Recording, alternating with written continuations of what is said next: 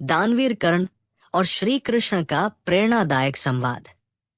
दानवीर सूर्यपुत्र कर्ण महाभारत के ऐसे योद्धा थे जिनकी वीरता और दानशीलता आज भी हमारी प्रेरणा बनती है, लेकिन उनका जीवन भी कठिनाइयों और संघर्षों से भरा था।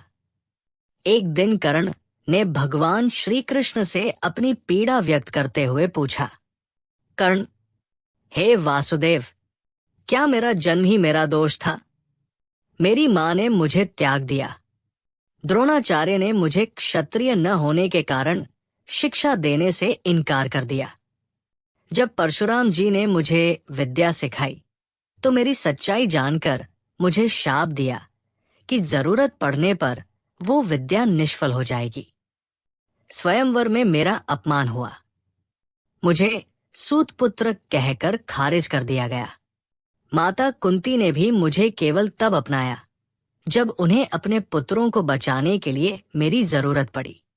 जो कुछ भी मैंने पाया वो केवल दुर्योधन के कारण।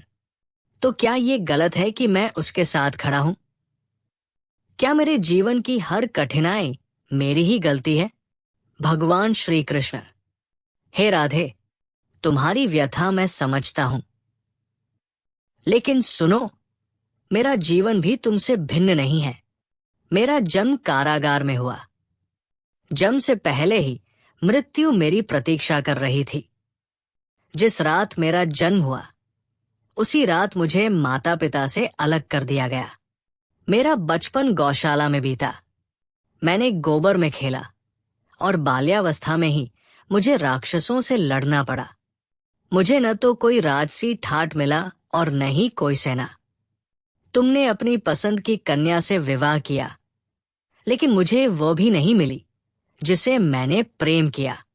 अपनी प्रजा को बचाने के लिए मुझे अपने पूरे राज्य को छोड़कर समुद्र किनारे बसना पड़ा और इसके लिए मुझे रणछोड़ कहा गया। लेकिन याद रखो राधे, जीवन किसी के साथ न्याय नहीं करता। ये हर किसी को परीक्षा देता है। महत्वपूर्ण ये नहीं है कि हमारे साथ क्या हुआ, महत्वपूर्ण ये है कि हम उन कठिनाइयों का सामना कैसे करते हैं। तुम्हारा नाम और वीरता इतिहास के पन्नों पर हमेशा चमकेगी। तुम्हारा वध अर्जुन के हाथों होगा, लेकिन तुम्हें हराने के लिए छल का सहारा लेना पड़ेगा। क्या इससे बड़ा सामर्थ्य और कोई हो सकता है? कहानी का संदेश। भगवान श्री कृष्ण का ये उत्तर हमें सिखाता है कि कठिनाइयां हर किसी के जीवन में आती है, लेकिन सच्चा योद्धा वही है जो अपने कर्तव्य और धर्म के मार्ग पर अड़िग रहता है। जीवन का वास्तविक मूल्य इस बात में है कि हम हर परिस्थिति में कैसा व्यवहार करते हैं।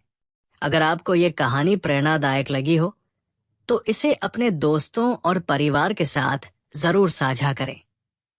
जीवन की हर परीक्षा में डटकर खड़े रहें और अपने पथ पर चलते रहें।